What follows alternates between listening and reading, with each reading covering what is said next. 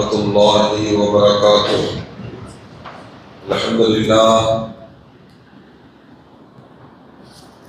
الحمد لله رب العالمين، والعاقبة للمتقين، والصلاة والسلام على رسوله سيدنا محمد وعلى آله وصحبه أجمعين، أما بعد، فأعوذ بالله من الشيطان الرجيم. بسم الله الرحمن الرحيم.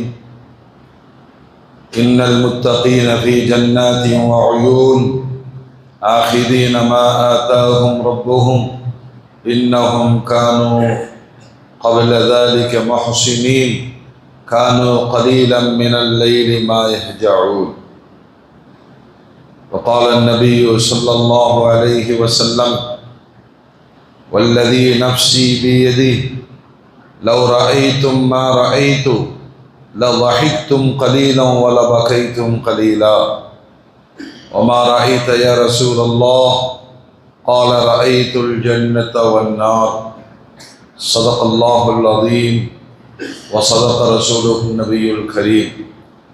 اللهم صل على سيدنا محمد وعلى آل سيدنا محمد وبارك وسلم وكرم عليه. அளவிலா அருளும் நிகரிலா அன்பும் கொண்ட எல்லாம் அல்ல அல்லாஹ்வின் திருநாமம் போற்றி ஆரம்பம் செய்கிறேன். சாந்தியும் சமாதானமும் ஈருலக சர்தார், அகிலத்தின் அருட்கொடை, பிரபஞ்சத்தின் பேரொளி, நம் உயிரினும் மேலாகிய கண்மணி நாயகம் ஹஜ்ரத் முஹம்மது ரசூலுல்லாஹ் ஸல்லல்லாஹு அலைஹி வஸல்லம் அன்னவர்களின் மீதும், அன்னாரின் அடிச்சுவற்றை பின்பற்றி வாழ்ந்து வழிகாட்டிய உத்தம சத்திய சஹாபாக்கள், தாபிஈன்கள், தபஅத் தாபிஈன்கள், அவுலியாக்கள், நாதாக்கள், ஷுஹதாக்கள், குறிப்பாக பரக்கத்து நிறைந்த ரமலானுடைய மாதத்தில் ஜும்மாவுடைய நன்னாளில் அல்லாஹ்வுடைய இல்லத்தில் சங்கமித்திருக்கிற நம் மக்கள், உலக மூமின்கள் அனைவர் மீதும் அல்லாஹ்வின் பேரருள் என்றென்றும் நின்று நிலவட்டுமாக. ஆமீன். அல்ஹம்துலில்லாஹ். கண்ணியத்திற்கும் மரியாதைக்கும் உரிய அல்லாஹ்வின் நல்லடியார்களே, அருமையான மூமின்களே, சகோதரர்களே, அல்லாஹ்வினாலும் அல்லாஹ்வுடைய ரசூலினாலும் வாக்களிக்கப்பட்ட ரமலானுடைய பேரின்பங்கள் விரைவாக கடந்து அது விடைபெறுகிற தருணத்தில் நாம் இருந்து கொண்டிருக்கிறோம். ரமலானுடைய கடைசி 10 நாட்களில் அல்லாஹ்விடத்தில் அதிகமாக சொர்க்கத்தை கேளுங்கள், நரகத்திலிருந்து பாதுகாப்பையும் விடுதலையையும் கேட்டு பெறுங்கள் என்று நபிகள் நாயகம் ஸல்லல்லாஹு அலைஹி வஸல்லம் வழிகாட்டினார்கள். அதன்படி அதிகமாக நம்முடைய துஆக்களில் அல்லாஹ்விடத்தில் சொர்க்கத்தை வேண்டுவதும் நரகத்திலிருந்து பாதுகாப்பு பெறுவதற்கான துஆக்களை முன்னெடுக்கிற வழமை சமூகத்தில் அதிகம் இருக்கிறது. உண்மையான மூமின்களே, முதலில் ஒரு ஆரம்ப பாடத்தை நாம் ஆழமாக மனதில் பதிய வைத்துக் கொள்ள வேண்டும். இஸ்லாம் என்பது அது வாழ்வியல் நெறி. இஸ்லாம் என்பது செயல்பாடுகளில் வெளிப்படுத்தப்பட வேண்டிய வழிமுறைகள். இஸ்லாம் என்பது ஆழமான நம்பிக்கையும் அந்த நம்பிக்கையின் பிரதியாக செயல்படுவதும். ஒருபோதும் இஸ்லாத்தில் சடங்கு சம்பிரதாயத்திற்கும் அல்லது எல்லோரும் செய்கிறார்கள் நானும் செய்கிறேன் என்ற இந்த பேச்சுக்களுக்கு ஒருபோதும் இடம் கிடையாது. மூட நம்பிக்கைகளை தகர்த்தெறிந்த பெருமானார் ஸல்லல்லாஹு அலைஹி வஸல்லம் சொல்வார்கள், அறியாமை காலத்து மூட பழக்க வழக்கங்கள் யாவற்றையும் என்னுடைய காலடியில் போட்டு நான் புதைத்து விட்டேன் என்று அல்லாஹ்வுடைய ரசூல் இந்த உலகத்திற்கு சொன்னார். அப்படின்னா இது ஒரு அறிவு சார்ந்த மார்க்கம். ஒவ்வொரு செயலும் பயனுள்ளதாக இருக்க வேண்டும். வீணான காரியங்களை, வீணாக நேரம் போக்குதலை அல்லாஹும் அல்லாஹ்வுடைய ரசூலும் விரும்புவதில்லை. எனவே ரமலானி அமல்கள் வருஷம் செய்கிறது, எல்லாரும் அப்படி செய்வாங்க, நானும் அப்படி செய்கிறேன் என்று கழித்தல் என்பது நம்முடைய அறியாமையை காட்டக்கூடியதாக இருக்கும். உண்மையில் ஒவ்வொரு ரமலானில் ஏதாவது ஒரு பாடம், ஒரு பக்குவம், ஒரு செயலின் மீது அதீத நம்பிக்கை, இந்த வாழ்க்கையை மாற்றி போடுகிற சிந்தனைகள் நிகழ்ந்தே ஆக வேண்டும். அதற்கு நாம் அல்லாஹ்விடத்தில் துஆ செய்ய வேண்டும். இந்த ரமலான் என் வாழ்வில் மாற்றத்தை தரக்கூடியதாக இருக்க வேண்டும். அல்லாஹ் தௌஃபீக் செய்வானாக. மூமின்களே,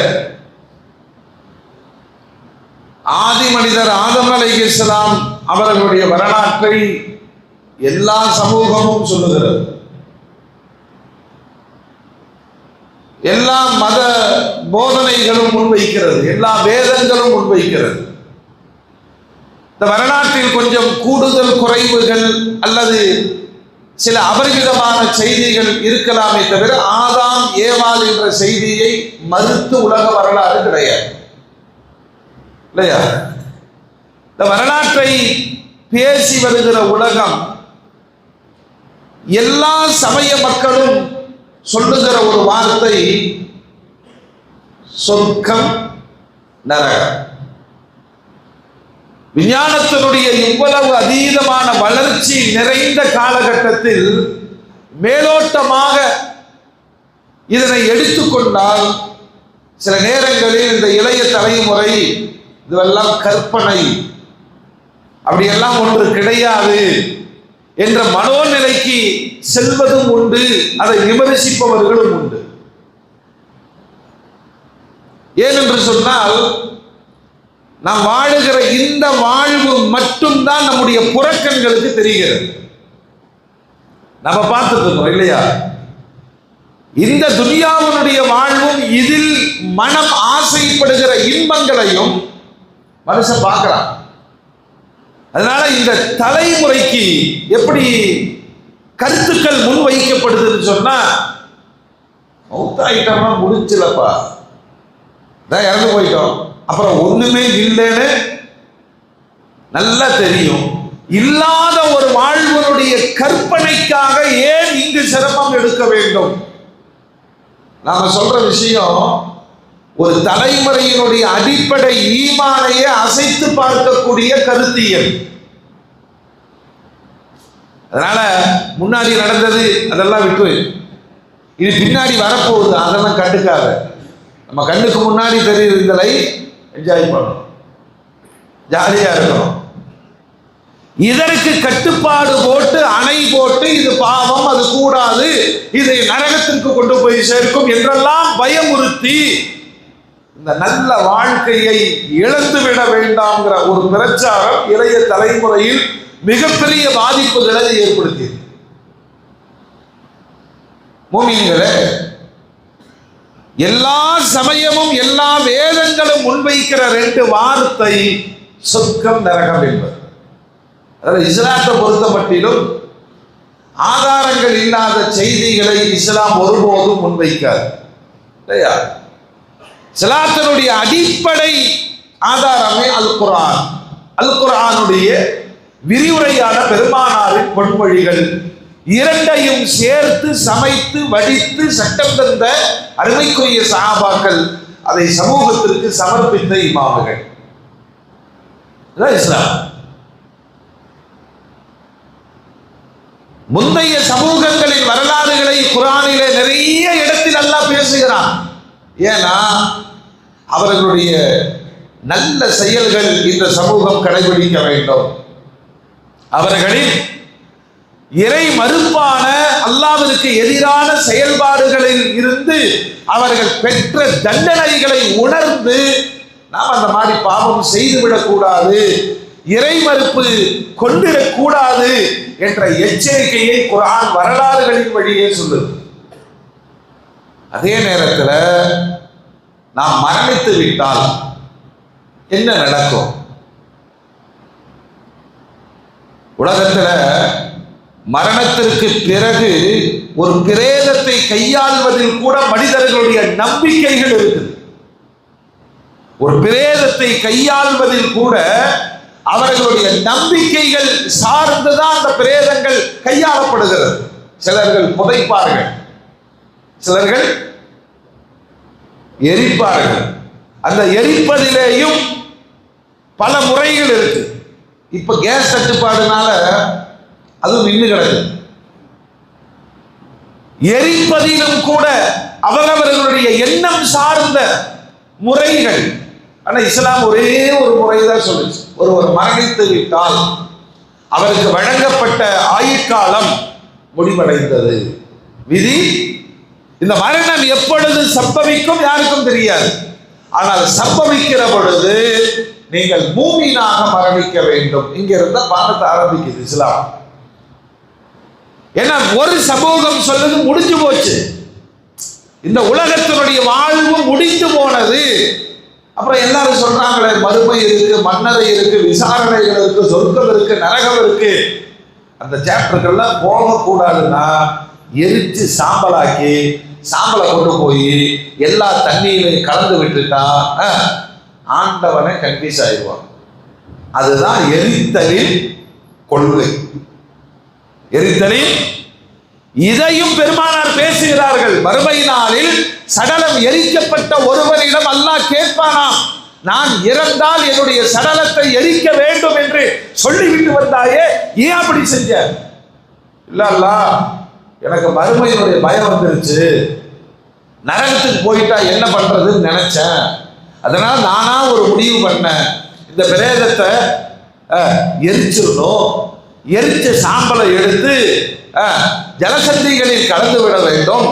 இப்படி பல இடங்களில் என்னுடைய உடல் கரைந்து போய்விட்டால் எப்படி அல்லாஹ் எழுப்புவான்? எப்படி எழுப்புவான்? அப்பவும் என்ன பயந்து தானே நீ செஞ்ச?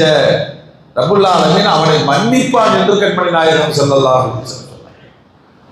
ஏன்னா அதுவும் கூட என்னது, இறைவனுடைய பயத்தினால் ஏற்பட்ட நிலை. ஏன் இப்படி செஞ்சான்? மோமின்களே, அந்த ஒரு நொடி தான் ஈமான் கொள்வதற்கும் இஸ்லாத்தை ஏற்றுக்கொள்வதற்குமான அந்த சின்ன வித்தியாசங்கள் என்னன்னா, அறிவு சார்ந்த அணுகுமுறைகளை அல்லாஹ்வும் ரசூலும் முன்வைக்கிறார்கள், மௌட்டிகங்களை முன்வைக்கிறது குஃப்ரு ஷிர்க். மரணிக்கிறோம், அல்லாஹ் ரசூல் சொல்றாங்க, இந்த சக்கராத்தினுடைய நேரத்திலேயே ஒருவருடைய அடுத்த வாழ்வுக்கான தங்கும் இடம் அவருக்கு காட்டப்படும். பெருமானார் சொல்றாங்க. ஏன்னா சில பேருடைய மௌத்துக்கு பிறகு அவர் மௌத்தான நிகழ்வை நாம பொருத்தி பார்த்தோம்னா, இந்த மரணத்திற்காக வேண்டித்தான் இந்தந்த செயல்கள், இந்தந்த காரியங்கள் அவரிடத்தில் வெளிப்பட்டு இருக்கிறது. அது பின்னாடிதான் தெரிய வரும் இல்லையா? பெருமானார் சொல்லுகிறார்கள், இந்த உலகத்தை நீங்கள் சதா என்றும் நம்பாதீர்கள், அது நிரந்தரமற்றதுங்கிறார். இது நமக்கு நல்லாவே தெரியுது, நல்லா தெரியுது. ஆனாலும் இந்த மனோயிச்சை இருக்குல்ல, எதையோ பிடித்து விடுவோம் என்பதை போல ஓட்டம் ஓடுறதெல்லாம் பிரச்சனை இல்லை, உழைக்கிறதெல்லாம் பிரச்சனை இல்லை, வீடு கட்டுறதெல்லாம் பிரச்சனை இல்லை, சம்பாதிக்கிறதெல்லாம் பிரச்சனை இல்லை, சொகுசா வாழ்றதெல்லாம் பிரச்சனை இல்லை.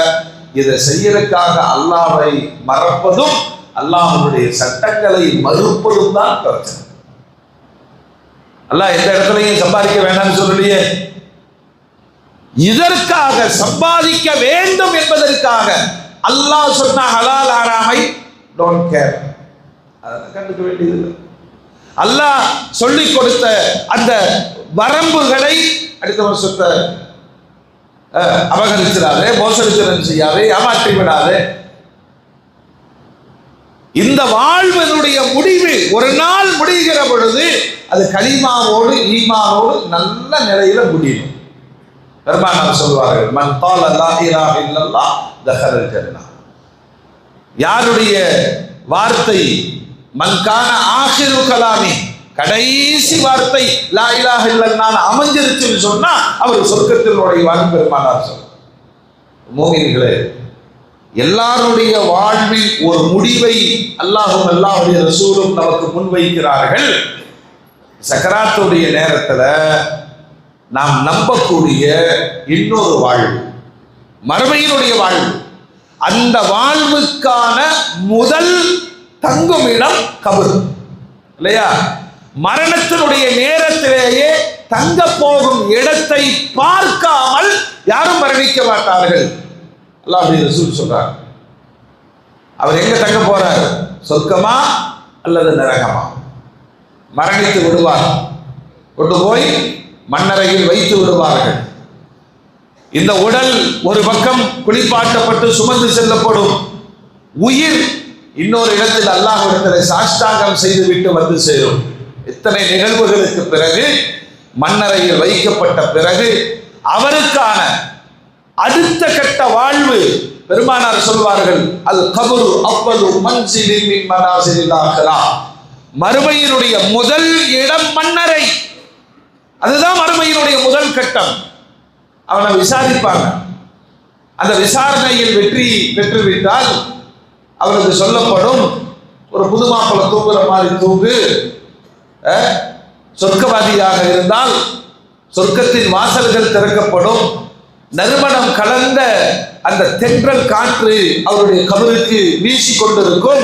கியாமத்து நாள் வரை இதுதான் உன்னுடைய நிலைமை, முடிஞ்சது. அவன் பாவியாக இருந்தால் அவனுடைய கபரிலேயே தண்டனைகள் ஆரம்பிக்கப்படும்.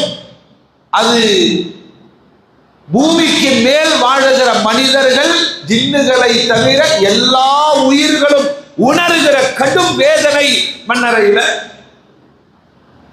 காட்டப்படும். பெருமானார் ஸல்லல்லாஹு அலைஹி வஸல்லம் சொல்வாங்க, கியாமத்து நாள் என்ற பேரழிவுக்கு பின்னால் ரப்புல் ஆலமீன் மனித சமூகத்தை எழுப்புவான், விசாரணைக்கு கொண்டு வருவான். ஃபரீகுன் ஃபில் ஜன்னா வ ஃபரீகுன் ஃபிஸ் ஸஈர். ஒரு சாரார் சொர்க்கம் செல்வார்கள், ஒரு சாரார் நரகம் செல்வார்கள். மறுமையை காட்சிப்படுத்திட்டே வர்றாங்க பெருமானார். இதெல்லாம் நம் கற்பனைக்கு எட்டுதா? நம்ம அறிவு ஏற்றுக்கொள்ளுகிறதா? இந்த ஒரு தலைமுறை அதிகபட்சம் நம்ம எஜுகேஷன்னா கவனிக்கிறது இல்லை. நம்ம நாலேஜ் போறோம். இந்த அறிவும் இந்த நாலேஜும் யாரால் திணிக்கப்பட்டதுன்னு பார்க்கிறோம். யூதத்தினால் திணிக்கப்பட்டிருந்தால், நஸ்ரானியத்தினால் திணிக்கப்பட்டிருந்தால் அந்த சிந்தனைகள் தானே வெளிப்படும்.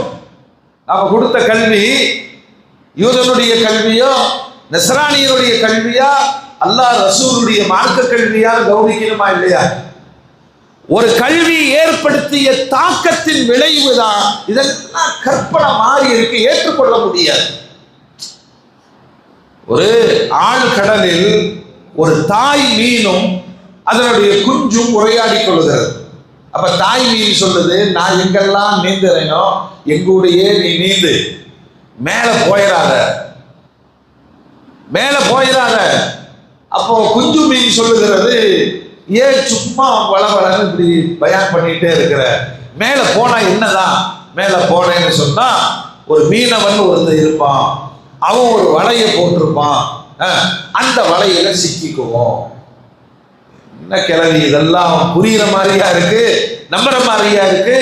இந்த கதைகளை ஏற்றுக்கொள்ள முடியவில்லை. அது மட்டுமல்ல, அவன் முடிச்சுட்டு போன உடனே நீ செத்து போயிடும், உயிர் போயிடும். உன்னை கண்டந்துண்டமாக சுறாவி வெட்டுவார்கள். உடல் தனியாக தலை தனியாக மசாலா எல்லாம் போட்டு உன்னை பல பலன்னு காய வச்சு எரிகிற நெருப்பில் எரியூட்டப்பட்ட கொதிக்க வைக்கப்பட்ட எண்ணெயில உன்னை போட்டு பொரித்து எடுத்து சுற்றிலும் அமர்ந்து சாப்பிடுவார்கள். அப்ப அந்த குஞ்சு மீன் சொல்லிச்சாமா, வர வர உனக்கு அறிவு கெட்டு போச்சு, புத்தியே இல்லை, இப்படிலாம் எந்த கதையில நீ படிச்ச? எப்பொழுதும் நல்லவர்களோ பெரியவர்களோ சொல்லுகிற செய்திகள் ஒரு தலைமுறைக்கு பாரதூரமாக விளங்கும்.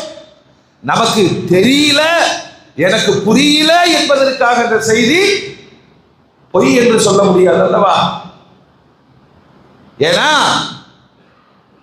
பெருமானாரின் வழியே அல்லாஹ் இதனை நிரூபித்து காண்பித்தார். அதனாலதான் இந்த சமூகம் உயிரோட்டத்தோடு இருக்கு.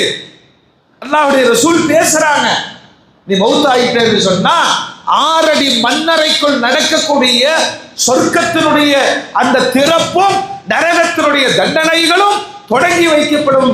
கியாமத்துடைய நாள்ல எல்லோரும் எழுப்பப்படுவார்கள். இதுக்கு பேரு தான் மறுவாழ்வுன்னு சொல்றோம்.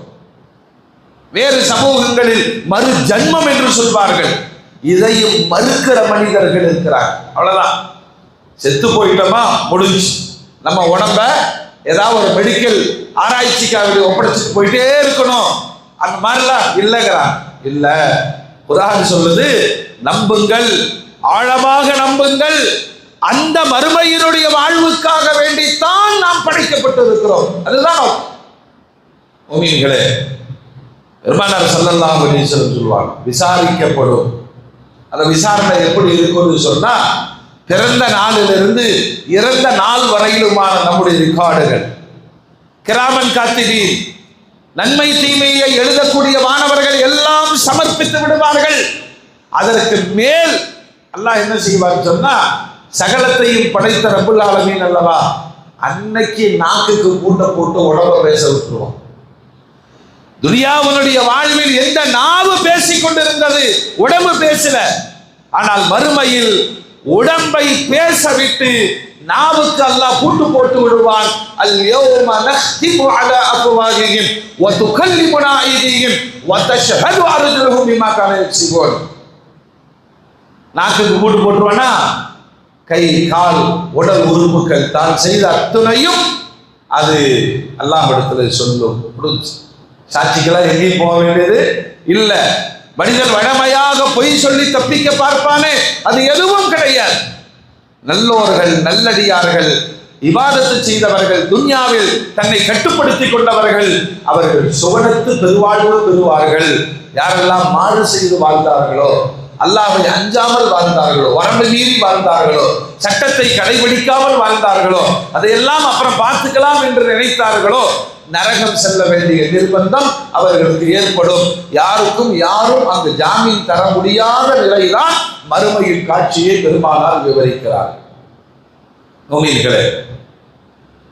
மோமின்களே, மனித கற்பனையில் எட்டாத இந்த சொர்க்கம் நரகம் குறித்து அல்லாஹ் குர்ஆனிலே நிறைய இடங்களில் பேசுகிறார்.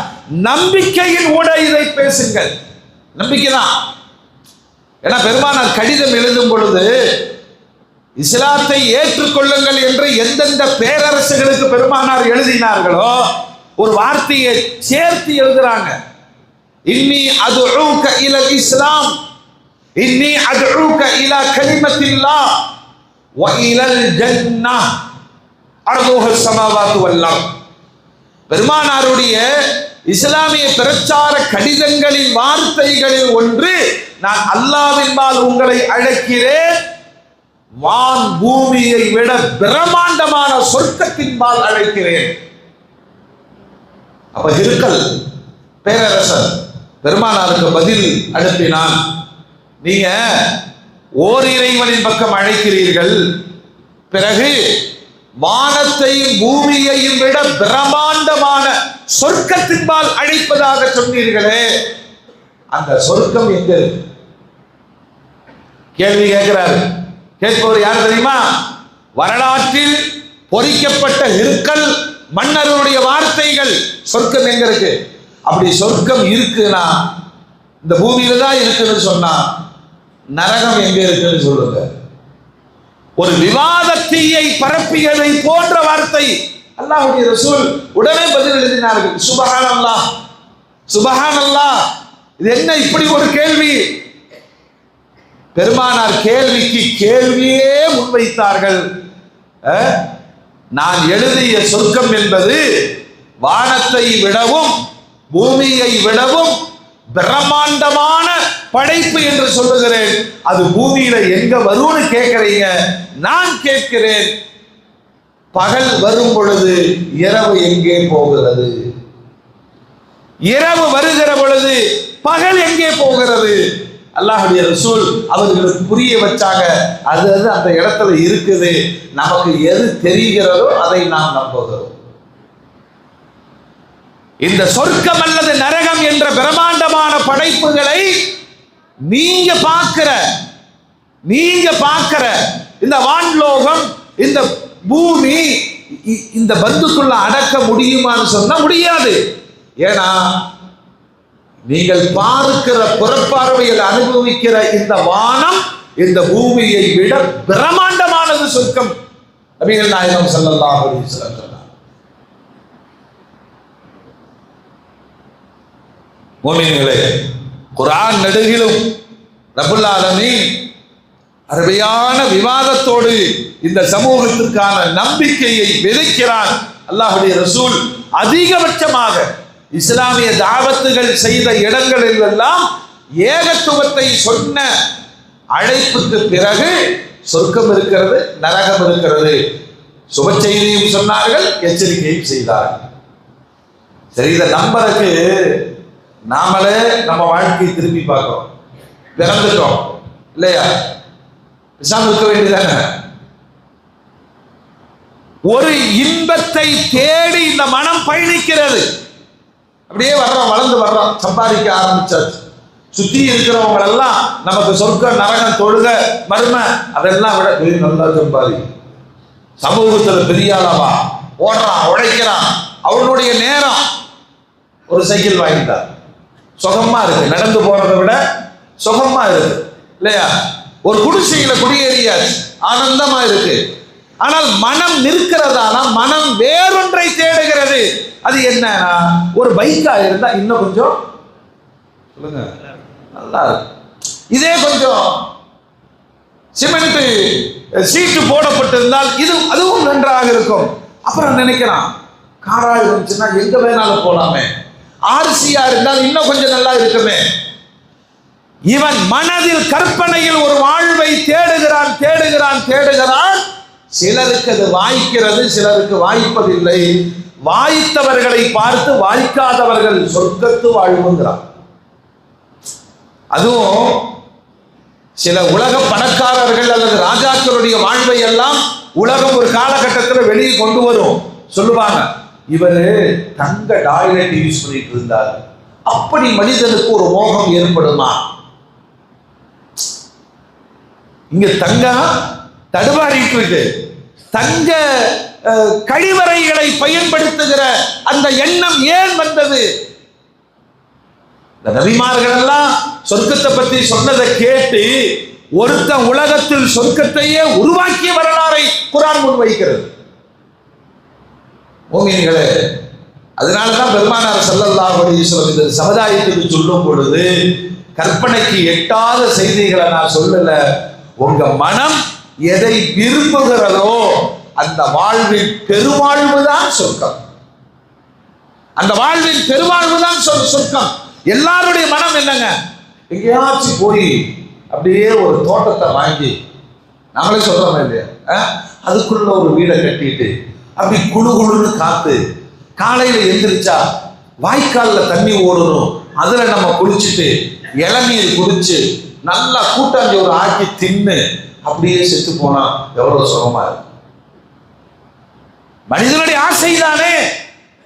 இந்த ஆசைகளை தான் ரப்புல் ஆலமீன் சொல்லுகிறான். ரெண்டே வார்த்தை பெருமானார் சொன்னார்கள், ஹுஃபத்தில் ஜன்னத்து பில் மகாரி. உங்க மனம் வெறுக்கக்கூடிய செயல்களால் சொர்க்கம் சூழப்பட்டிருக்குன்னா. சும்மா சொர்க்கம் கிடைக்காது. எந்திரிச்சு காலையில பஜ்ருக்கு தொழுகணும், வரணும். இந்த மனம் வெறுக்குதா இல்லையா? அதுலதான் சொர்க்கம் இருக்குன்னா. கடுமையான குளிர், இந்த குளிரை பொருட்படுத்தாமல் அல்லாஹ்வுடைய இபாதத்திற்கு ஆயத்தப்படுகிற ஒருவர் மனம் வெறுக்குது, அதில் தான் சொர்க்கம் இருக்கிறது. வெயில் ரொம்ப ஹார்ட் ஒர்க்கு, வெளியூருக்கெல்லாம் போகணும், எப்படி சம்மதிக்க மாட்டாரு, நோம்பு வைக்கிறதா வேண்டாமா, மனப்போராட்டம். இந்த வெறுப்பிற்குள் தான் சொர்க்கம் இருக்கிறது பெருமானார் சொல்வார். எதை மனம் வெறுக்கிறதோ அந்த செயல்களை நீங்கள் கட்டுப்படுத்தி செய்வதின் வழியே அல்லாஹ் உங்களுக்கு சொர்க்கத்தை வைத்திருக்கிறார். இந்த மனப்போராட்டம் தான். சரி, நரகம் என்பது என்ன அப்படின்னா, மனோ இச்சைகளினால் உருவாக்கப்பட்டது நரகத்தின் வாசல். மனசு சொல்ற மாதிரி எல்லாம் நடந்துக்கிறார். மனசு என்னெல்லாம் கேட்கிறதோ உச்சபட்சமா அல்லாஹுடைய ரசூல் சொல்லுகிற செய்திகள் என்ன அப்படின்னு சொன்னா, பெருமானார் மிஅராஜிற்கு புறப்பட்டு போகிற பொழுது ரப்புல் ஆலமீன் உலகத்தின் கடைசி சமுதாயமாகிய நமக்கு ஆதாரபூர்வமாக பெருமானாருக்கு நடத்தி காண்பித்தான். லகத் ரஆ மின் ஆயாத்தி ரப்பிஹில் குப்ரா. அல்லாஹ்வுடைய பெருமத்தாட்சிகளை பெருமானார் பார்த்தார்கள். வலகத் ரஆஹு நஸலத்தன் உக்ரா இன்த சிதரத்தில் முன்தஹா இன்தஹா ஜன்னத்துல் மஹ்வா. சொர்க்கத்தை அவர் பார்த்தார், ஜன்னத்துல் மஹ்வாவிற்குள் நுழைந்தார். ஆனந்த சொர்க்கம். பெருமானார் சொல்றாங்க, மிஅராஜினுடைய விண்ணேற்ற பயணத்திற்கு பின்னால் எனக்கு சொர்க்கம் காட்டப்பட்டது, சொர்க்கத்திற்குள் நுழைந்தேன். இங்க மனித மனம் என்ன சுகங்களை தேடி அலையுதோ ஒண்ணு இல்லைங்க. ஆரம்பத்தில் நம்ம என்ன நினைப்போம், ஒரு சொந்த வீடு இருந்தா போதும் இல்லையா? அப்படித்தான் நினைப்போம். சொல்லுங்க, அப்படித்தான் நினைப்போம்.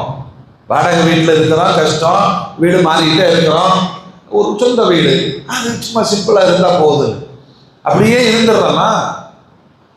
வசதி கூட கூட சில வீடுகள்ல போய் பார்த்தீங்கன்னா இந்த இன்டீரியர் ஒர்க்கு என்ன பண்றான்னு அவனுக்கே தெரியாது. நம்ம ஏதோ அமேசான் காட்டுக்குள்ள போன மாதிரி இருக்கும். அவனுக்கு ஒரு கற்பனை, அவனுக்கு ஒரு ஆசை. நம்ம ரூம்குள்ள என்று ஆனவொன்னே அப்படியே லைட் தானா எரியும். எதிர்பார்க்கிறாங்க டோரு தானா திறந்துக்கணும். அப்புறம் நம்ம பெட்ரூமுக்குள்ள பாத்ரூம் எங்க இருக்குன்னு எவனுக்குமே தெரியக்கூடாது. அப்படி நம்ம கனவை வச்சா நமக்கு மட்டும்தான் தெரியும் இது டாய்லெட்னு. மற்றவங்க பார்த்தா சொர்க்கர் அப்படிங்கிறாங்க. அப்புறம் இவர் இந்த ஏசி பத்த மாட்டேங்குது, சென்ட்ரல் ஏசி போட்டுக்கிறாரு. அப்புறம் இன்னொரு ஆசை அவருக்கு, கட்டளைக்கு கீழே இருந்து குழு குழு குழு குழு காத்து வரணும். இந்த ஆசையினுடைய மறு வடிவம் தான் சொர்க்கம். அவ்வளவுதான். சரி, இந்த ஆசையை அனுபவிக்க நினைத்தவன் கஷ்டப்படாமல் அதனை பெற முடியுமா? சொல்லுங்க, இது யாருக்கு சாத்தியப்படும்? யாருக்குங்க சாத்தியப்படும்? கஷ்டப்பட்டவன், உழைச்சவன், வெளியில் நின்று அப்படின்னு சொல்லிட்டு போறதல்ல. அவருடைய உழைப்பை அவன் அனுபவிக்கிறான். அவன் நினைக்கிறான், ஒரு கற்பனையில் இப்படி ஒரு வீடு நான் ஆசைப்பட்டேன். ஆனால் பெருமானார் சொல்றாங்க, சொர்க்கத்தின் மரத்தின் இலையை கடப்பதற்கே 100 ஆண்டுகள் ஆகும். நரகத்திலிருந்து தப்பிச்சு ஒருத்தன் சொர்க்கத்துக்கு வந்துடுவான், அல்லாஹ் காப்பாத்திடுவான். அந்த சொர்க்கத்தினுடைய நிழலை பார்த்த உடனே அவன் சொல்லுவான், நான் துனியால பார்த்த எல்லா நியமத்துகளை விட இது பயங்கரமா இருக்கு. அப்பதான் அல்லாஹ் சொல்லுவோம், இன்னும் நீ சொர்க்கத்துக்குள்ளேயே போகல. சொர்க்கத்தினுடைய மரத்தின் இலையின் நிழலை பார்த்து பிரமித்து போய் இருப்பான். உலகத்துல பெரும் பெரும் பணக்காரர்கள், கோடீஸ்வரர்கள், பெரும் ஆட்சியாளர்கள் எல்லாம் எப்படியாவது இறைமறை சொன்ன அந்த சொர்க்கத்தை உலகத்தில் அனுபவிக்கணும்னு நினைக்கிறான். ஆனால் அது நடக்கல. மரணம் அவர்களை கட்டி போட்டு விடுகிறது, தூக்கி விடுகிறது. ஆனால் அழுத்தமான நம்பிக்கையில் பெருமானார் சொல்றாங்க, அப்படியே உள்ள போற, அப்படியே சொர்க்கத்திற்குள் போகிறேன். அதனுடைய மண் வெள்ளை நிறத்தில் இருக்கு. அதனுடைய மனம் கஸ்தூரியை விட கமழ்கிறது. இதைத்தாங்க நம்ம எதிர்பார்க்கிறோம். வீட்டுக்குள்ள போன உடனே ஸ்ப்ரே ஸ்மெல், அப்படியே மனம் குது குடிக்குது. அப்படி அந்த மெத்த அது இத்தனை அடி ஹைட்டு, பணத்துக்கு பொறுத்து இல்லையா, அப்படியே விழுந்த உடனே இவர் நடுவுல போயிடுறாரு, அளவே காண போயிடுறாரு. அதுல படுத்தா அப்படி ஒரு சுகமான சுகம். அவரை தூக்குறாங்களா இல்ல அவரை எந்திரிச்சு வருவாரான்னு அவருக்கு தெரியாது. ரிமோட்டு, அப்படி ரிமோட்ல தட்டினவனே ஏசி ஓடுது, டிவி ஓடுது, எல்லாமே நடக்கிறது. தான் விரும்பியதை நினைக்கணும், அனுபவிக்கணும்னு நினைக்கிறான். ஆனால் மரணம் அவரை கொண்டு போய்விடும். ஆனால் அல்லாஹ்வும் ரசூலும் சொல்றாங்க, உன் மனம் ஆசைப்பட்ட, உன் கற்பனையால் வடித்து எடுக்க முடியாத சொர்க்கம், அதனுடைய பிரம்மாண்டம். குர்ஆன் சொல்லுது, இன்னல் முத்தகீன ஃபீ ஜன்னாத்தின் வ உயூன். அல்லாஹ் ஆரம்பிக்கிறது எப்படி தெரியுமா? 6 இடத்துல சொர்க்கம் குறித்து வாக்களிப்பை அல்லாஹ் சொல்றான்.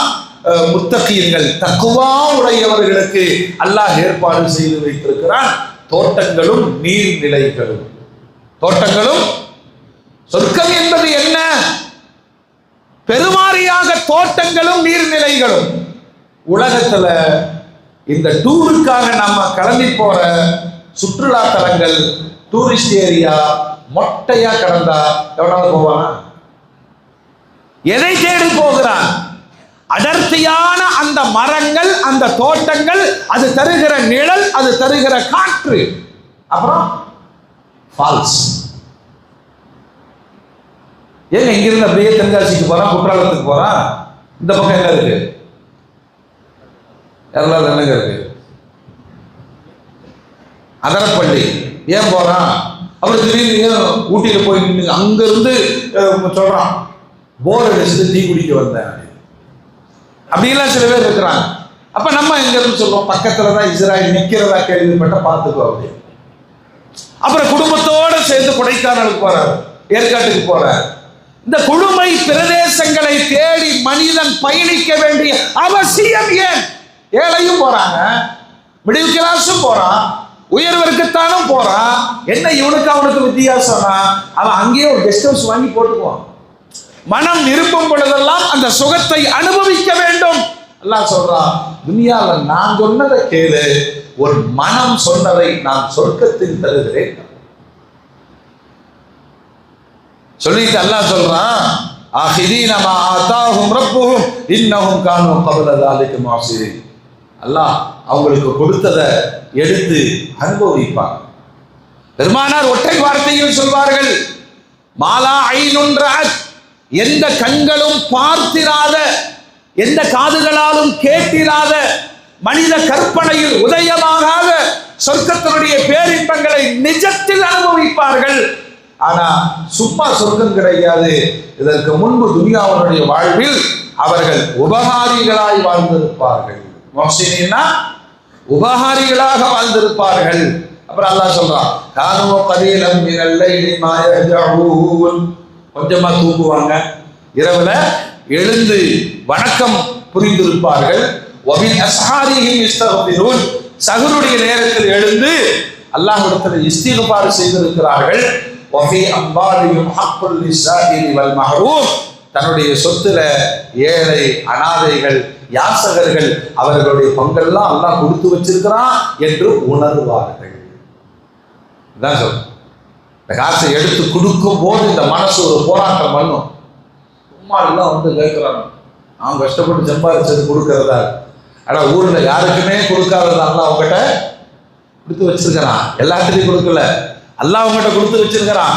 உறவினர்களின் பணம், எத்தீம்களின் பணம், விதவைகளின் பணம், மாற்றுத்திறனாளிகளின் பணம். அதனால என்னிடம் யாராவது தேடி கேட்டு வருகிறார்கள் என்றால் அல்லாஹ்வுக்கு ஷுக்ர் செய்யணும். யா அல்லாஹ், அந்தந்த உரிமையாளர்கள் என்கிட்ட வந்து வாங்கிட்டு போறாங்க. அப்படித்தான் ஹஜ்ரத் அப்துல் ரஹ்மான் இப்னு அவுஃப் ரலியல்லாஹு அன்ஹு வாழ்ந்து காண்பித்தார்கள். உஸ்மான் ரலியல்லாஹு அன்ஹு வாழ்ந்து காண்பித்தார்கள். கொடுப்பதில் சடைந்ததே இல்லை. ஏன்னா கொடுத்தவன் அல்லாஹ் என்பதை அவர்கள் அழுத்தமாக நம்பி இருந்தாங்க. இந்த இடத்துல நான் சம்பாதிச்சேன்னு இடையில ஒரு வீட்டை கொடுக்கிறோம்.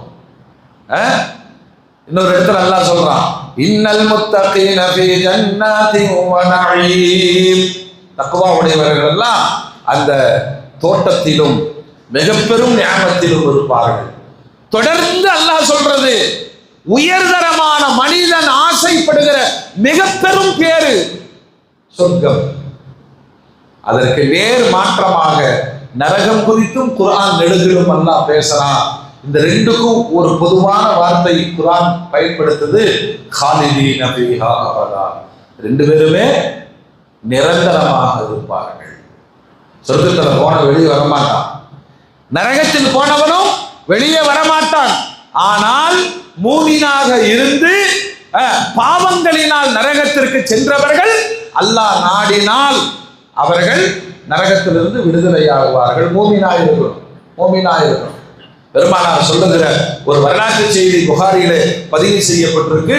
மறுமையில் மனித விசாரணைகள் முடிந்த பிறகு இவர்கள் சொர்க்கவாதிகள் நரகவாதிகள் அப்படின்னு முடிவு செய்யப்பட்ட பிறகு வானவர்கள் ஒரு ஆட்டை போட்டி கொண்டு வருவார்கள். அந்த ஆடு எப்படி இருக்கும்னா கொம்பில்லாத ஆடு. அதை கொண்டு வந்து நிறுத்தி சொல்வார்கள், மக்களே, துனியால எல்லாரையும் பயமுறுத்தி கொண்டு இருந்த மவுத், அதை நீங்க பார்த்திருக்கீங்களா? மரணம் என்பதை பார்த்திருக்கிறீர்களா?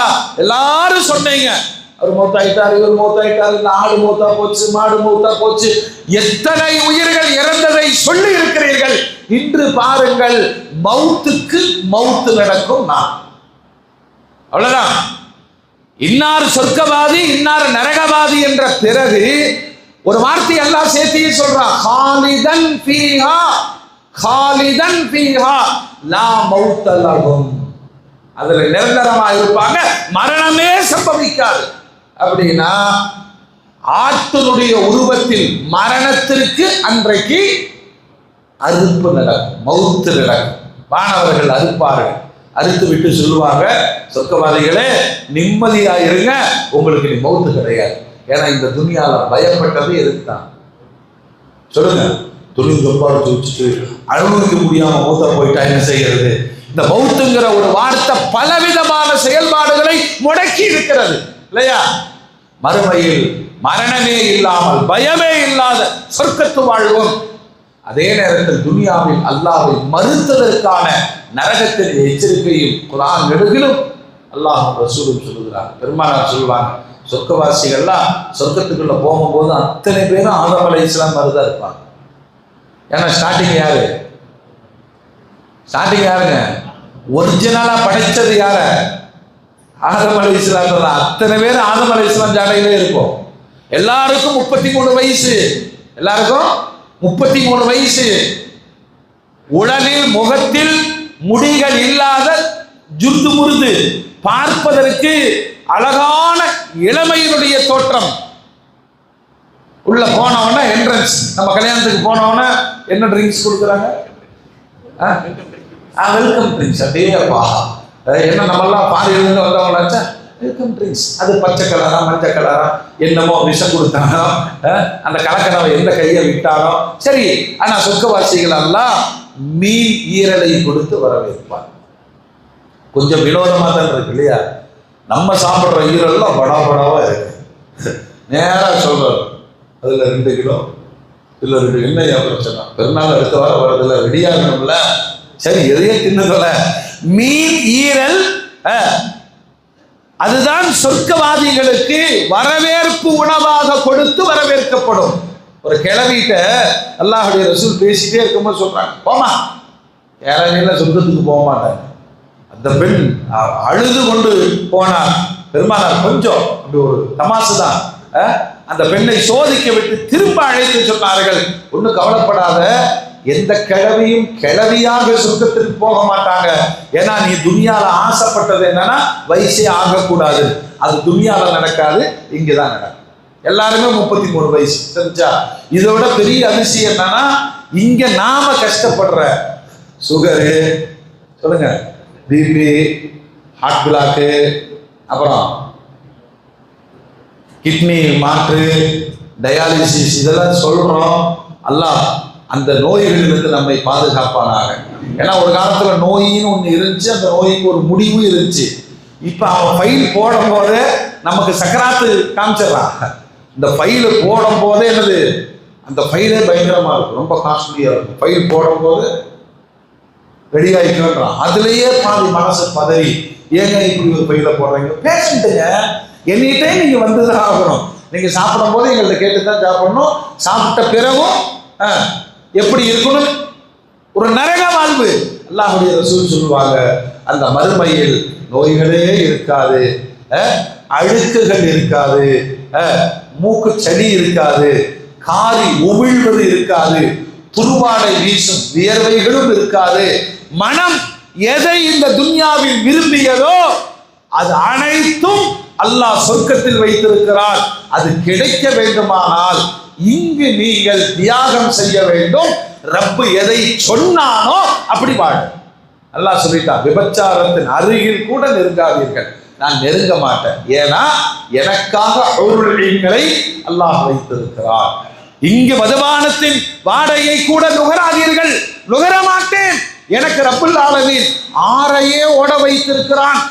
இந்த மனோநிலைக்காக வேண்டித்தான் அந்த சொர்க்கமும் நரகமும் ஈமானிய சமூகத்திற்கு முன்வைக்கப்பட்டது.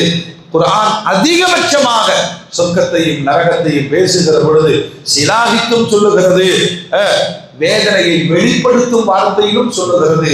வல்ல ரப்புல் ஆலமீன் இந்த கற்பனைக்கு எட்டாத ஆனால் நம்ப வேண்டிய சொர்க்கத்தை அல்லாஹ்விடத்திலே பெருமானார் சொன்னாங்க. அப்படி கேட்கும் போது 8 சொர்க்கம் இருக்கு, அல்லாஹ் அதிகமா ஃபிர்தௌஸை கொடு அல்லாஹ் என்று கேளுங்கள். அல்லாஹ் நமக்கு நசீபாக்கி தருவானாக, ஜன்னாத்துல் ஃபிர்தௌஸை வழங்குவானாக. நரகத்தினுடைய கொடும் தண்டனைகளில் இருந்தும் அல்லாஹ் நம்மை பாதுகாப்பானாக. இந்த 2னுடைய நோக்கம் என்னன்னா, சொர்க்கவாதிகள் இப்படி வாழ்ந்தால் அவர்கள் சொர்க்கத்திற்கு செல்வார்கள். குர்ஆன் சொல்லுகிறது, அந்த சொர்க்கவாதிகளின் பண்புகளை நடைமுறையாக்கி கொள்ள வேண்டும். யாரெல்லாம் இப்படி வாழ்ந்தால் அவர்கள் நரகம் போவார்கள் என்ற தீய செயல்களை அல்லாஹ் எச்சரித்திருக்கிறாரோ அதிலிருந்து நாம் விலகி வாழ வேண்டும். இதுதான் குர்ஆன் சொல்லுகிற சொர்க்கம் நரகம், சொர்க்கவாதிகள் நரகவாதிகளுக்கான வழிகாட்டுதல். அல்ல ரப்புல் ஆலமீன் நடந்து காட்டுகிற தௌஃபீகை நம் அனைவருக்கும் அல்லாஹ் நசீபாக்கி தருவானாக. ஆகிரு தஅவானா அல்ஹம்துலில்லாஹி ரப்பில் ஆலமீன்.